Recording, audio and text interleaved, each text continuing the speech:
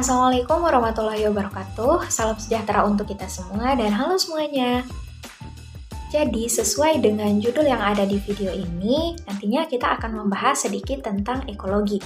Nah, tapi sebelum itu, karena video ini merupakan video pertama yang di-up di akun YouTube ini, jadi jangan lupa teman-teman like, comment, share, and subscribe.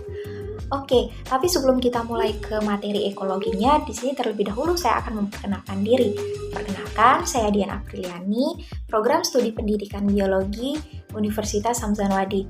Nah, kebetulan saat ini sedang berada di semester 4. Ngomongin masalah ekologi, kira-kira apa sih yang terlintas di pikiran teman-teman mengenai istilah ekologi ini? Atau mungkin ada yang pernah mempelajari di bangku SMP, SMA, ataupun perguruan tingginya? Jadi, ekologi ini adalah cabang ilmu biologi yang mempelajari interaksi antara makhluk hidup dengan makhluk hidup lain di dalam suatu lingkungan atau ekosistemnya. Jika kita lihat dari istilah ekologi yang tadi, di sini kita dapat dua hal nih yang paling penting dalam ilmu ekologi ini. Yang pertama ada interaksi makhluk hidup dan yang kedua lingkungan. Nah, dalam lingkungan sendiri, ekologi ini dijadikan sebagai ilmu dasar gitu untuk memahami bagaimana interaksi makhluk hidup di dalam suatu lingkungan. Nah, adapun komponen yang terlibat di dalam interaksi ini ada dua. Yang pertama ada komponen biotik dan yang kedua ada komponen abiotik. Adapun sistem ekologi ini terbentuk dari kesatuan dan interaksi antar komponen penyusun ekosistem yang saling berhubungan satu sama lain. Seperti yang tadi, komponennya itu ada dua, yaitu komponen biotik dan abiotik. Nah, lalu untuk analisis ekologi ini digunakan oleh manusia untuk menciptakan lingkungan hidup yang berkelanjutan dengan cara yang dapat dipertanggungjawabkan demi pengamanan dan kelestarian juga kesejahteraan dari makhluk-makhluk hidup yang ada khususnya di suatu ekosistem di lingkungan tersebut. Nah, adapun asas-asas yang digunakan dalam menganalisis lingkungan hidup manusia maupun makhluk hidup yang lain, di sini yang pertama itu ada pertambahan penduduk, peningkatan produksi, makanan, penghijauan, erosi, banjir, dan hewan-hewan langka. Kalau kita lihat seperti pencemaran lingkungan juga termasuk sebagai salah satu analisis ekologi yang perlu kita sama-sama pelajari. Jadi cakupan dari ekologi ini ada beberapa seperti hierarki dan keanekaragaman hayati, jumlah persebaran organisme, peran dan interaksi antar organisme, ada habitat dan relung, jaring-jaring makanan, daur nutrien dan daur biogeokimia, serta berbagai proses lainnya. Baiklah, setelah dari penjelasan tadi, kita lanjut ke bagaimana sejarah dari ilmu ekologi ini. Sebenarnya untuk prinsip-prinsip ekologi ini, dia udah lebih dulu ditelaah pada zaman Yunani kuno oleh Aristoteles, akan tetapi dilanjutkan oleh muridnya yang bernama Theopratus, yang lebih spesifik dia memusatkan perhatiannya pada alasan spesies tertentu lebih menyukai lingkungan tertentu. Ini dia amati sekitar abad ke-19 Masehi. Nah, lanjut itu ada Alexander von Humboldt. Dia menjelaskan korelasi antara asosiasi tumbuhan seperti padang rumput, hutan hujan, dan tundra dengan faktor lingkungan seperti suhu, curah hujan, dan topografi. Nah, di sana kita dapat memahami bagaimana jumlah dan persebaran spesies hewan maupun tumbuhan di suatu lingkungan tertentu. Tapi nih ya, dari 3 orang tadi yang sudah menelaah bagaimana prinsip ekologi dan mencoba-coba meneliti apakah ekologi dan persebaran hewan maupun makhluk hidup itu terhadap lingkungan ada, ekologi ini dikemukakan pertama kali oleh Ernst Haeckel sebagai oekologi pada tahun 1866, yang dimana sering kita dengar sekarang kalau ekologi ini berasal dari bahasa Yunani yaitu ekos dan logos, yang kalau diistilahkan artinya itu ilmu yang mempelajari tentang ekosistem lingkungan antara satu orang dengan orang yang lain di dalam sebuah lingkungan. Dalam jangka 3 tahun setelah ekologi ini dipublikasikan oleh Ernst Haeckel tadi, ada istilah baru nih mengenai ekologi ini, yang dimana lebih spesifik kalau ekologi ini seluruh ilmu tentang hubungan organisme dengan dunia luar di sekitarnya, serta hubungan yang dapat diperhitungkan dalam arti yang lebih luas pada semua kondisi keberadaan, baik yang bersifat organik maupun anorganik. Nah, karena hal itu, para ahli memandang definisi ekologi yang disampaikan Haeckel tadi itu sebagian dari fisiologi, makanya ekologi itu dipisah dari kajian fisiologi. Dan lebih spesifik kalau ekologi ini merupakan ilmu yang mengkaji interaksi makhluk hidup dan menjelaskan tentang distribusi keberagaman makhluk hidup. Setelah ekologi ini dikemukakan untuk pertama kalinya oleh Ernst Haeckel tadi, lalu ada pengembangan dari ilmu ekologi ini. Contohnya oleh George Evelyn Hutchison pada tahun 1903 sampai 1991. George Evelyn Hutchison ini disebut sebagai Bapak Limnologi atau Bapak Ekologi modern, yang dimana dia secara komprehensif mengamati dan mengukur secara empiris faktor-faktor organik dan lingkungan yang dapat mempengaruhi biota suatu danau, serta meletakkan dasar-dasar relum ekologi. Setelah itu, ekologi kemudian menjadi populer sekitar tahun 1960-an ketika isu-isu lingkungan mulai mendapatkan perhatian publik. Perkembangan keilmuan dari ekologi ini dan hubungannya dengan ilmu pengetahuan lain terjadi pada tahun 1968 dan tahun 1970 dengan timbulnya gerakan kesadaran akan lingkungan.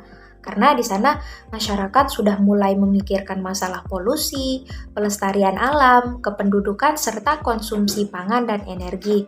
Nah, karena kan sebelumnya pada tahun 1970-an itu ekologi masih dipandang sebagai bagian dari biologi gitu.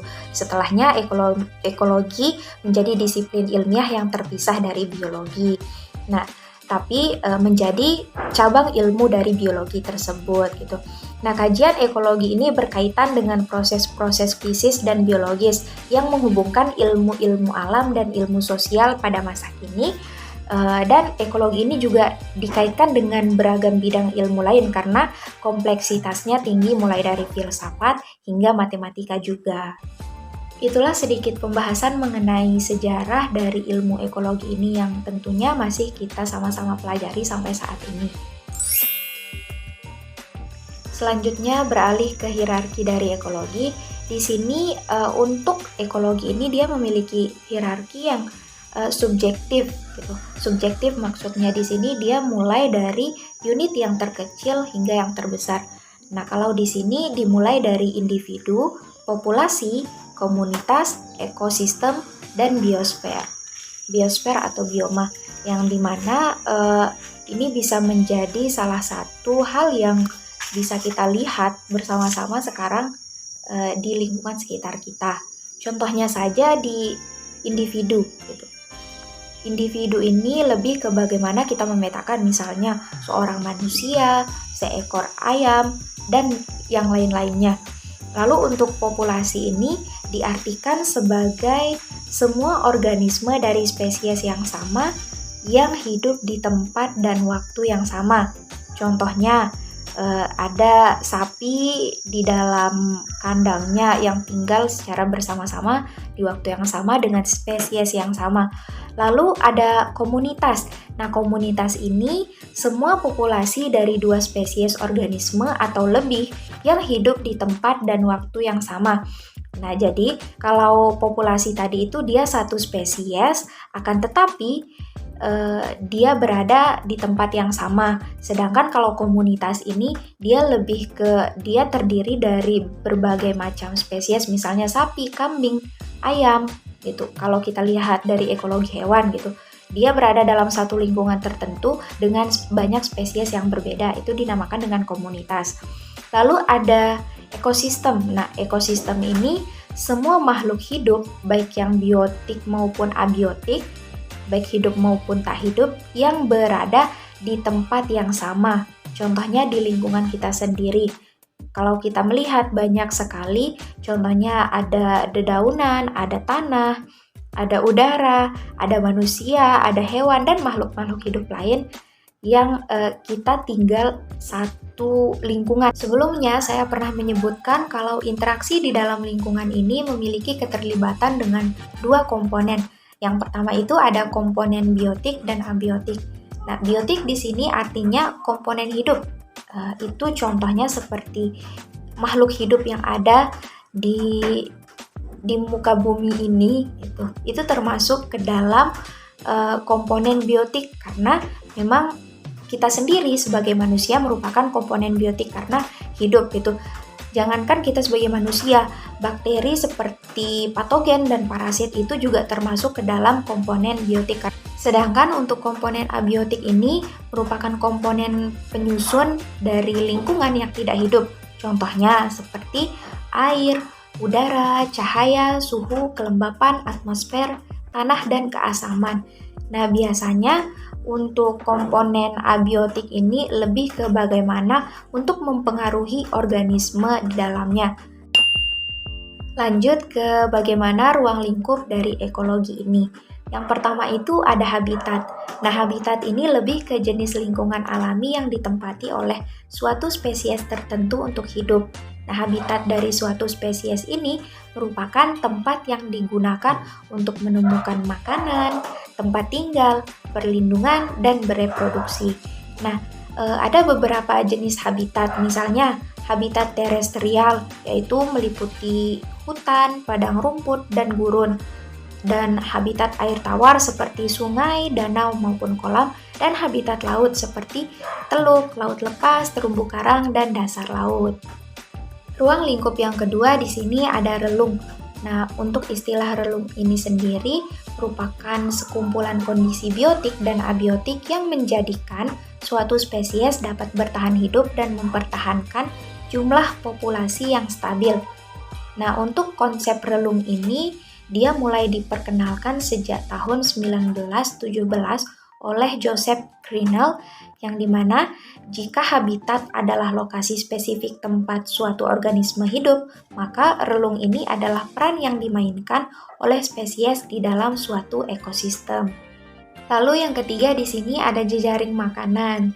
Nah, kalau jejaring makanan ini lebih ke bagaimana pola rantai makanan yang saling terkait dalam suatu komunitas ekologis gitu untuk menciptakan jaringan makanannya tersendiri. Contohnya nih, tumbuhan itu menangkap energi matahari dan menggunakannya untuk menyintesis gula sederhana melalui proses fotosintesis. Lalu mereka mengumpulkan nutrien, lalu dimakan oleh hewan-hewan herbivora atau pemakan tumbuhan, sehingga energi ditransfer ke organisme pemakannya melalui konsumsi. Selanjutnya, ruang lingkup terakhir dalam ekologi ini ada tingkatan trofik. Nah, tingkatan trofik ini lebih ke bagaimana sekelompok organisme yang memperoleh sebagian besar energinya dari tingkatan yang lebih rendah ke yang lebih dekat dengan sumber abiotik. Teman-teman semua bisa melihat contoh dari tingkatan trofik di gambar yang sudah tertera. Nah, di sini bisa teman-teman lihat kalau memang di sini ada beberapa kategori dari tingkatan trofik. Yang pertama ada produsen, konsumen, dan dekomposer. Nah, kalau produsen ini lebih ke bagaimana dia menciptakan makanannya sendiri, konsumen yang memakan dari produsen utama, lalu dekomposer ini sebagai pengurai jika nantinya organisme itu mulai membusuk gitu. Karena dekomposer ini mengandung bakteri-bakteri yang sekiranya membantu daripada pembusukan. Dan yang terakhir di sini cabang keilmuan dari ekologi. Cabang keilmuan ekologi ini dia dibagi menjadi 3 menurut jenis organismenya, menurut jenis lingkungannya, dan menurut lingkup interaksi organismenya.